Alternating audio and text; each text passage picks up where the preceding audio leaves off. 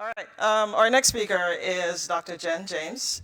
She's an assistant professor at the Institute of Health and Aging and the Bioethics program at UCSF. Jen is a sociologist, Black feminist scholar, and a qualitative researcher who studies the intersection of race, gender, and health, and the lived experiences of those often left at the margins of research and biomedicine. Her background in social work and policy informs her research, which currently focuses on the intersection of the corrections and healthcare systems and how health inequalities may be produced and reproduced for women facing serious and chronic illnesses. The title of her talk is Separate and Still Unequal: Segregated Healthcare in the 21st Century. Jen?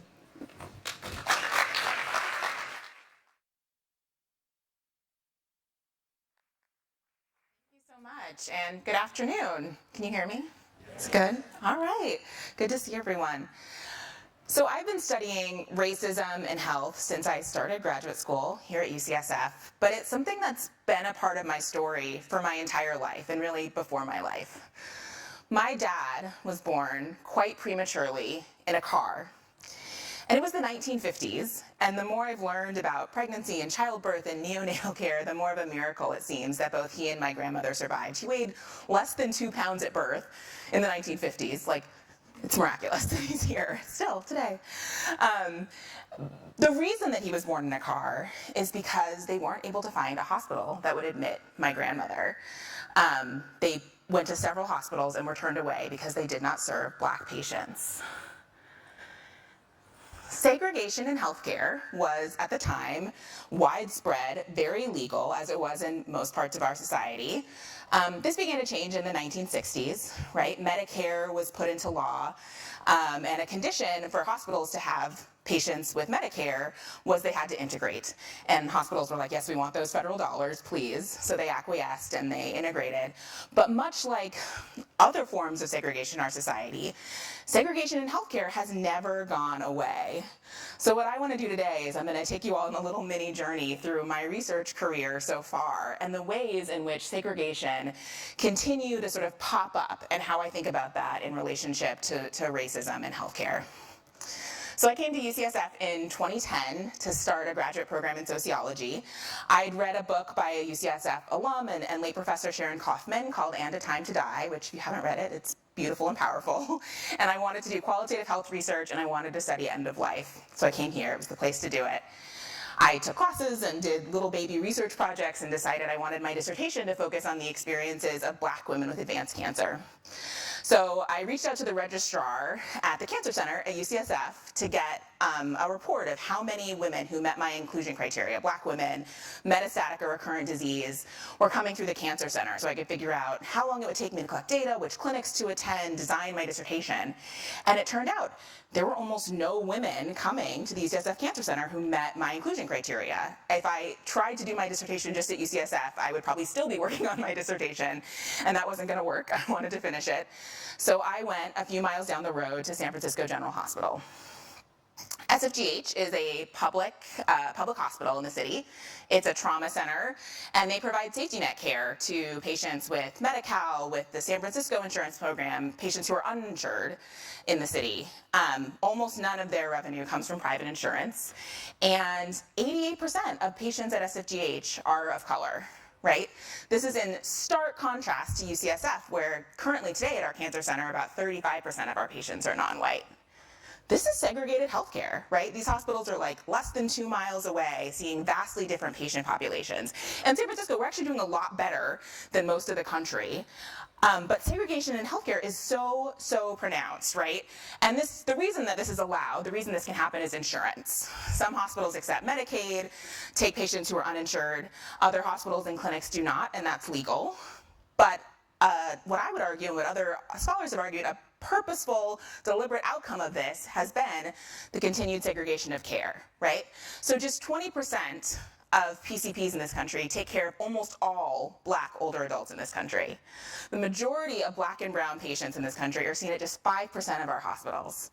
And those hospitals are receive way less money, so they're very drastically under-resourced.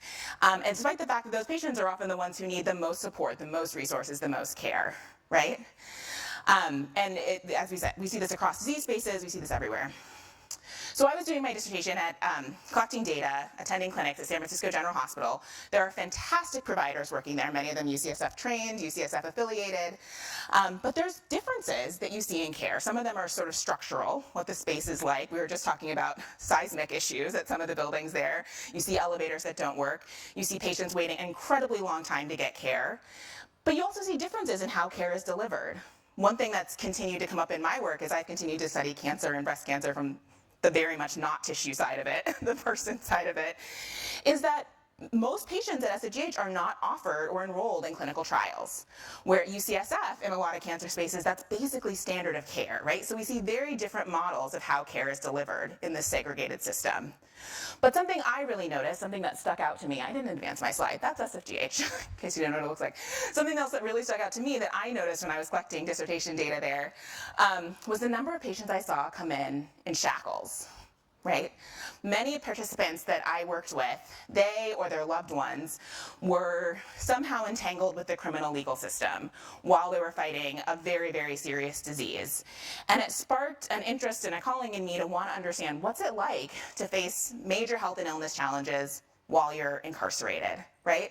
So I spent the last several years partnering with excellent, amazing community organizations who do work on incarceration and health. And I've interviewed dozens of women and trans men who are incarcerated in California prisons. I've talked to healthcare providers working in and outside of prisons and jails, and lawyers and advocates, and really trying to understand what it's like, especially for people in women's facilities, to seek healthcare. For anyone who's not familiar, we have a system of mass incarceration in this country, and it's massive, right? Somewhere around 2 million people are incarcerated any day in the US. And that system has been designed, it's intentionally racist from the outset. They said, we want to find a way to lock up Black people, and they did it.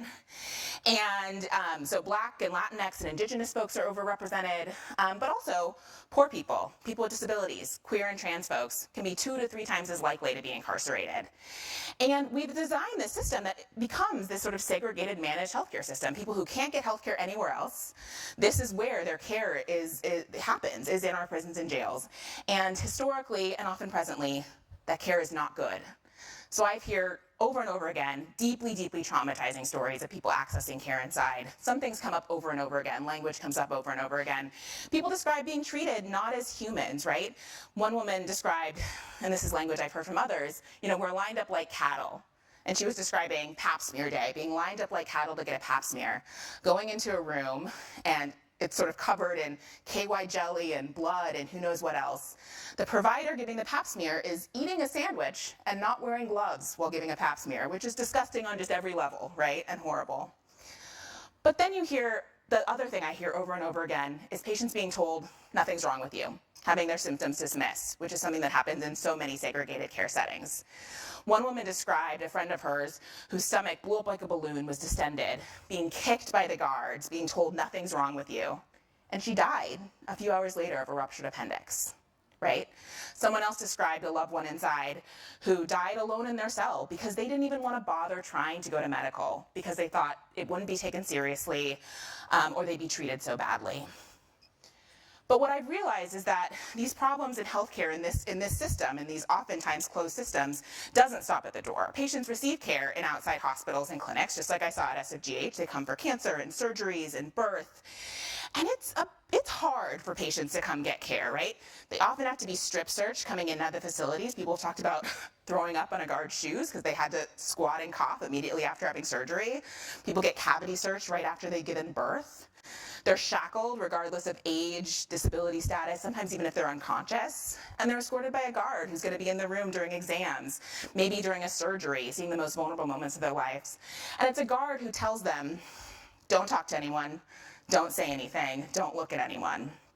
So a lot of my research right now is focused on what's it like to give care, like to give consent or make a decision about your health when that's what you've been told. How is care happening? And knowing the history in California where we've sterilized forcibly thousands of women who were incarcerated in our community and academic hospitals, including at UCs. How does that happen? But really where I want to end today in this journey is thinking about the way that healthcare perpetuates carcerality, right? So we've already talked about public versus private hospitals, who goes there. Another big difference is how they're controlled.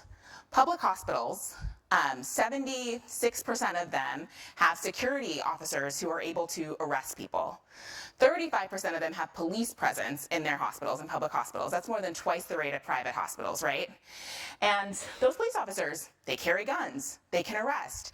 They make a lot of people feel very, very unsafe, right? They might make hospitals feel safer, but all the groups we've talked about, people of color who had their communities have been targeted and harassed by police, don't feel safe going, right? And when they go there, they might feel victim to this, right? So we have some people we're putting in this other system of incarceration. We have some people who won't go to the hospital because of fear of the criminal legal system, and others who show up and can have their lives potentially totally upended by being engaged in what's now become a violent system where they can be shackled, arrested, accused, and where healthcare providers play a part of potentially searching or investigating them for their care. So I think about now, if my grandmother were to show up to a hospital, she would be admitted. As long as it's a hospital that still has an operating labor and delivery unit, which is surprisingly fewer and fewer in this country. It's a big catastrophe, but it's not my table. So she'd be admitted, but what would care be like when she got there, right? Would she receive a random drug test? Would she be chastised for, crying out with labor pains, as I was when I gave birth in San Francisco? Would she fear that CPS would be called, Child Protective Services, if she didn't follow the directives of the care team, something that happens every single day in this country? Or would she even want to go to the hospital at all, knowing how Black women are so often treated, right? 70 years, almost 69 and a half, after my dad was born, we still have segregated healthcare in this country. And just like all the other segregated systems, like neighborhoods and schools, segregation drives carcerality and criminality. Right? We have to find ways to seek abolition in our care, or we're going to just continue to see widening health disparities and let racism continue to be so prevalent in the health that we offer to our patients. Thank you so much.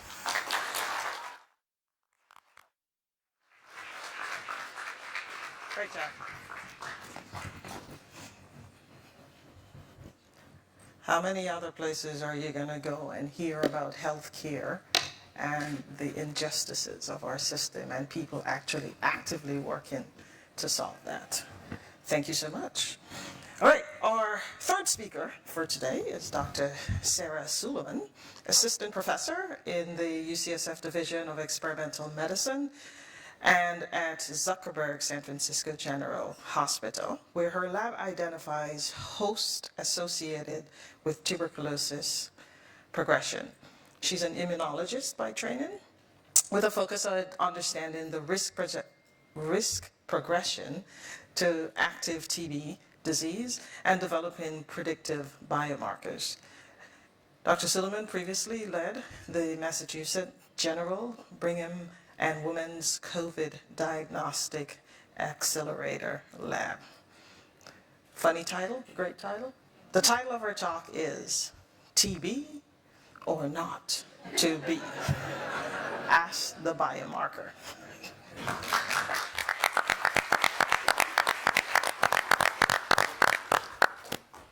Good afternoon, everyone. How's everybody feeling? Great. So my name is Sarah Suleiman, and I've been an assistant professor at UCSF for a year and a half now. So it's a huge honor to be here and talk to you about what I do. I'm part Sudanese, part Ethiopian, so I'm very passionate about understanding health inequities at a global level and understanding the disproportionate impact of infectious diseases in sub-Saharan Africa. One thing that we've learned recently from COVID and from other infectious disease pandemics is that you can have one pathogen, but multiple outcomes. So if one person in this room, for example, is actively infected and spreading a virus or a bacteria, Many of us would be exposed, but we will have different outcome. You can have multiple people in the household that are exposed, and one person is asymptomatic, one person develops a mild disease, one person develops a severe disease. So, my main interest is studying tuberculosis disease. Tuberculosis, or TB, is back to being the deadliest infectious disease killer globally. And I say back because it was the leading infectious disease killer up to the COVID-19 pandemic. And with a lot of efforts and a lot of investments in COVID-19, we've actually managed to bring the COVID incidence and mortality down. But TB is back again to being the leading cause of mortality from an infectious disease. And one thing we know from tuberculosis is that if we have an active TB patient, so someone with pulmonary TB with cavitations, and they're spreading the bacteria, the people who are exposed to them are largely protected, actually. We think that 5 to 10% of people who are exposed to Mycobacterium tuberculosis, or the pathogen that causes TB, would actually develop TB disease. This poses a challenge. How do we intervene, right? How do we, first of all, predict whether that person is going to go on to develop TB disease? And then how do we intervene once we find out that they're at high risk of developing disease progression? We know that TB takes about 1 to 2 years to develop in general, and may actually take much longer for individuals who may reactivate at a later point in their lives. So we need to know at the time of exposure whether this person is going on the wrong highway. Are they going to be protected and largely have a productive immune response? Or will they develop active TB disease? So if this person has TB, the person you see on the top left, and maybe they're here in this room, we know that 5 to 10%, so let's say 1 out of 10 people who are exposed to that person would have a high risk of developing TB disease. Up to recently, we actually thought that this was a game of chance. Everybody's exposed to exactly the same bacteria, but we have multiple outcomes. So we wanted to develop a crystal ball that tells us at the time of exposure whether you're going to be on the good highway or the bad highway. So to do this, I worked with multiple groups when I lived in South Africa. I'm actually going to South Africa this afternoon, right after this session. We recruited thousands of individuals where we know there's a distinct exposure event, either because they lived with someone who has active TB, or because they have a skin test that's positive, or have a blood test that indicates they've been exposed at some point to Mycobacterium tuberculosis. We followed everyone for 2 years and then collected samples before people developed TB disease. So you can imagine that we had to recruit thousands of individuals, and then we only get about maybe 2 to 3% people in the cohort who actually develop TB disease. But we have these precious samples that are collected prior to someone developing TB disease. So in order to refine the crystal ball, we use these samples as a way of predicting the future. So we compare people who developed the disease compared to matched individuals who did not. So we matched them by age, sex, recruitment site, because we also recruited in multiple countries. And then we use what we call systems biology approaches. So with systems biology, I'm divorcing myself of any a priori hypothesis that this is the reason someone is developing TB disease. So we measure every gene that's expressed in the blood, we measure every metabolite that's secreted either in the blood or in the urine, and also look at genetic risk factors. And first, we want to develop a predictive algorithm so that we can tell this person is at high risk and this person is at low risk of developing TB disease. So we managed to come up with 4 genes that can be easily translated into a point-of-care PCR test. And this gives us about 70 to 75% accuracy of predicting whether someone is at high risk of developing TB disease. So that's great. So let's say we're in this room. We can do better than random in defining whether someone is at high risk or low risk. What do you do then? Because you know that person is likely to develop TB in 1 or 2 years. So there was actually a large clinical trial that was conducted in South Africa where we recruited people specifically knowing that they're at high risk of progressing to TB disease. And of course, the logical choice at that point was to give them preventative antibiotics. This is a disease caused by a bacterial infection. You give people antibiotics, you would expect that that would reduce your chance of developing TB disease. It was a huge disappointment because that actually did not reduce the incidence of TB disease. You can still give people antibiotics, but if they at that point have committed to going on the wrong highway, you can't actually reverse that progression.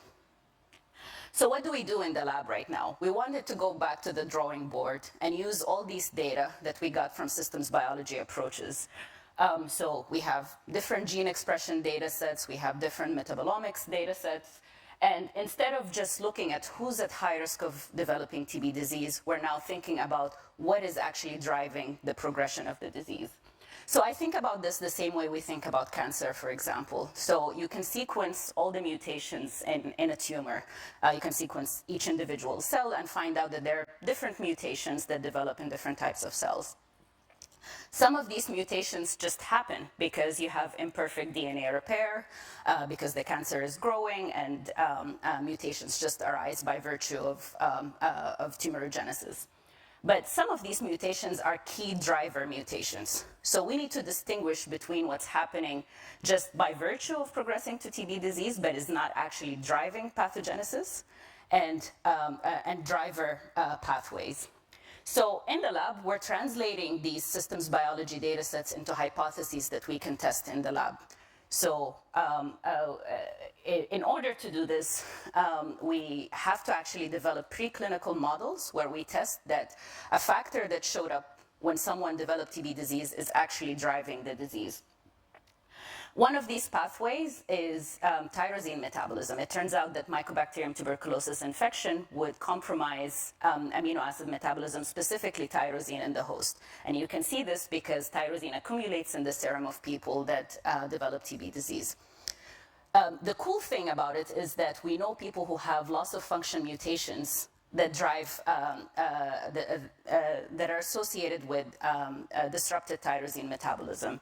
So we can repurpose some of these drugs into preventative treatments or host-directed therapies so we can block TB progression. So overall, the concept that we're trying to apply here is repurposing these data sets into host-directed therapies so that we can target individuals who we know are at high risk of developing TB disease and prevent them from developing the disease.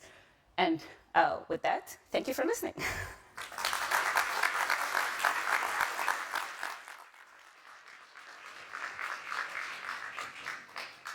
Thanks, Sarah. Oops. Little spring in the step. All right, thank you. Population science around the world. Thank you, Sarah. Appreciate that. All right, our final speaker. All right, are you guys all right? Everybody doing all right? Yeah, all right. Our final speaker is Dr. Orion Weiner, who is a professor in the UCSF's Department of Biochemistry and Biophysics and Cardiovascular Research Institute and co-director of the Integrated Program for Complex Biological Systems. His lab seeks to define the molecular logic of complex cell behaviors, including how immune cells control their shape and movement, and how cells establish their fate during development. The Weiner Lab often ports tools and concepts from other fields to address open questions in cell biology and frequently develops new tools when they are needed to accelerate progress. The title of his talk is How Immune Cells Find Their Way.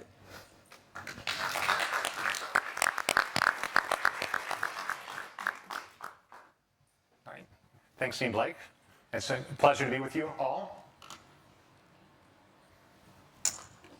So if you leave fresh fruit out, it gets moldy. Have you ever wondered why we don't get moldy despite a lifetime of trillions of bacteria on our skin, in our gut? They would love to colonize our tissues as well, but our organs, our tissues are largely devoid of bacteria. Why is that? So you can largely thank your skin and your immune system for this. Your skin provides a barrier that prevents bacteria from getting into your blood, into your tissues.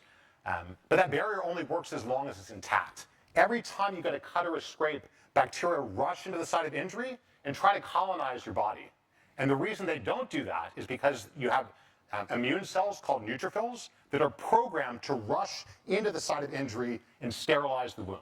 Okay, so that's why the inside of our body is largely sterile, whereas we're covered with trillions of bacteria on us and in us.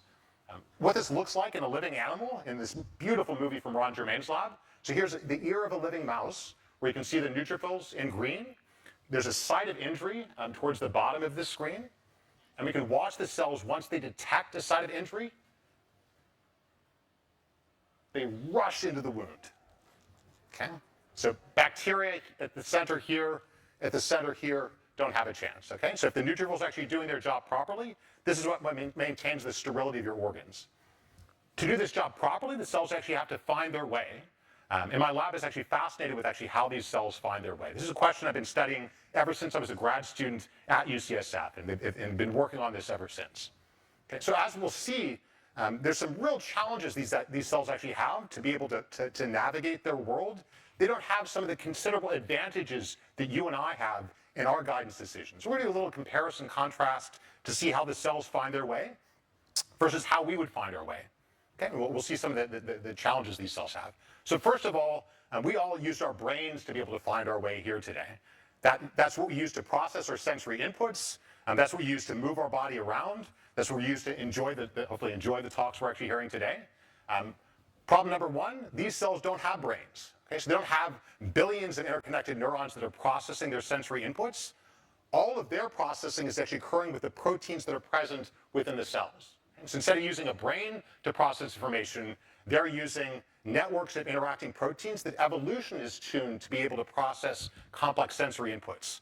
Individual proteins aren't alive, but you take big networks of proteins interacting with one another and you generate life, all the complex properties of living systems. And this boundary between the living and non-living that fascinates my lab to figure out the molecular basis of these complex behaviors. Okay. Another sense we all made use of in getting here is our sense of vision. Vision's a really fascinating sense. It enables us to see objects at a distance before we run into them. We can actually plan our routes through complex environments. But these cells that are actually rush into sites of injury, they can't see. They don't have anything akin to vision. They can't see objects at a distance based on photons. So they're going to have to take advantage of other senses. The way that they actually find the wound is there's chemicals released from the wound that indicate injury and infection. And these cells can receive those chemicals much like our sense of smell. Okay, so they can't see, but they can smell. And so how are they going to find their way in the world? They use a strategy much like you would do if you're working just based on smell. If you had a fresh baked pie you're trying to find in a darkened room and you can't see it, you can't smell it, what you're going to do is you're going to breathe in, see how strong the pie smell is, wander a bit in some direction, see if the smell is getting stronger. If it is, keep going. If it's not, try some new direction. Keep repeating over and over, and eventually you're going to find the pie. It's actually exactly what these cells actually do in terms of their guidance. But to accomplish this task, you actually have to both have a sense of smell and to be able to remember. You have to compare how strong is the pie right now compared to a few steps ago. And that's necessary for you to guide your way in the world. Again, these cells don't have brains, but they do have memory. And that memory is encoded in networks of interacting proteins. And our lab has actually figured out some about how these proteins interact to encode memory that enables cell to remember what was going on a little while ago compared to now for its guidance decisions as it moves up these cues. Okay, but a sense of smell and memory aren't enough to do it either. These cells are moving around in a very complex environment. They actually have other cells in their way. They have these complex forests of extracellular matrix molecules they actually have to climb in and around. Okay, so they have a very crowded environment they're navigating in. So now imagine you're trying to find your pie in a garage, and the garage is super cluttered. Okay, so if it's a little cluttered, you can actually have to find your way around objects to be able to get to the pie. If it's very cluttered, you might have to climb over objects to be able to get to the pie. So here, your sense of smell isn't going to be enough. You can't see the objects. You're going to actually have to feel for the objects. Okay, and so here you're going to actually have to navigate your way up. Here in this example, a climber climbing up a wall where you can't see the holds. And you're going to have to use your sense of touch. And these cells actually also have a sense of touch like we do, but it actually works a little differently than ours. Okay, and so for our sense of touch, if I'm trying to find my way up this climbing wall, I'm going to move my hands around until I actually feel a hold. Once I feel the hold, I'm going to grab onto it and use that to power my advance up the wall. I have the benefit of two hands, two pre-existing hands I get to move around. These cells don't have pre-existing hands they move around. They have an on-demand body parts. They build hands when and where they need to. Sometimes they have no hands, sometimes they have dozens of hands, and they need to decide when and where they build the hands for their proper regulation of physiology. Some work we've actually done to be able to figure out how the cells decide when and where to build their hands is to take advantage of a genetic disorder. So here we're going to use medicine as a tutor for biology and physiology. Take advantage of patients that actually have specific genetic lesions where they're defective at some of the processes that our bodies carry out normally, but their bodies actually can't carry out. For this particular example, if you or I get a cut or a scrape, our neutrophils rush into the site of injury and sterilize the wound. There's some patients called Wiskott-Aldrich syndrome patients where their neutrophils can't get to sites of injury anymore, and every time they get a cut or a scrape, they're massively susceptible to fungal and bacterial infections because their immune cells actually can't find their way properly.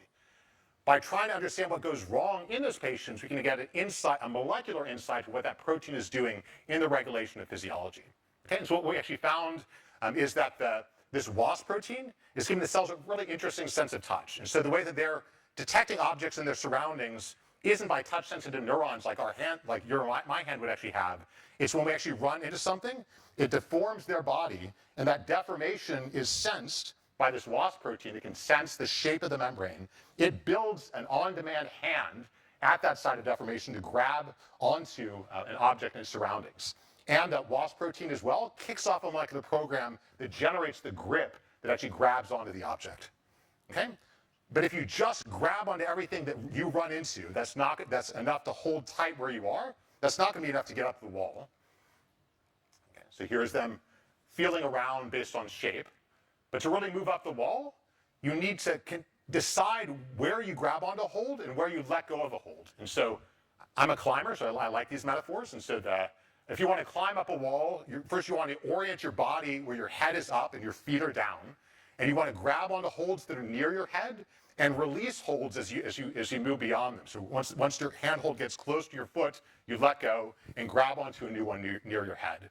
The WAS protein is doing exactly the same thing. There's a molecular signature of the front of the head they can use to recognize the front. So it grabs on near the front and lets go once it actually gets near the foot. So this amazing protein actually is able to coordinate a lot of these complex events that control the cell's body plan as it's advancing. Okay, but just as the cells have an on-demand body plan for hands, they don't have one pre-existing head. So all of us were born with one head. You better take good care of it. That's the only head you get. Okay, but that's not true for these cells. These cells actually have on-demand heads. When they're inactive, they don't have any heads at all. When they're active, they actually generate one head. If you chop off their head, they'll regrow a new head. If they're navigating their way around a complex environment, and they'll half of their head will go, one head will go around the right side, another head will go around the left side.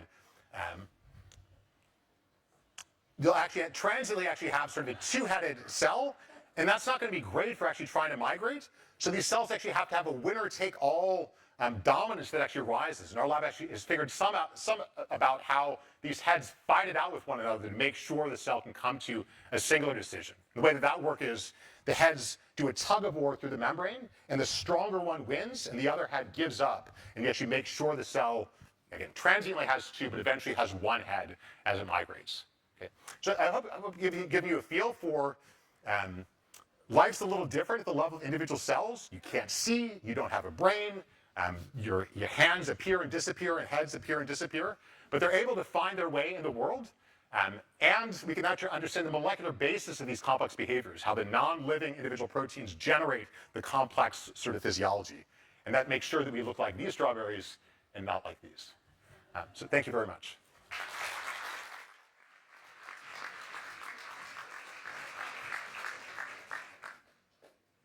Thanks, Ed. Was it worth it? Yeah, absolutely. All right, who would have thought that you could use strawberries and Sesame Street in the same presentation about proteins? Wow. All right, that is our final presentation. Thank you very much for managing to hold your questions. All our panelists are going to be here. Now, you did hear Dr. Suleiman say that she's headed to Africa, so I would go first to her and then the rest, just so you know. But thank you very much for being here, for taking the time to listen. Enjoy the rest of the afternoon. Enjoy the gala tonight, and maybe I'll see a few of you there. Take care, everyone.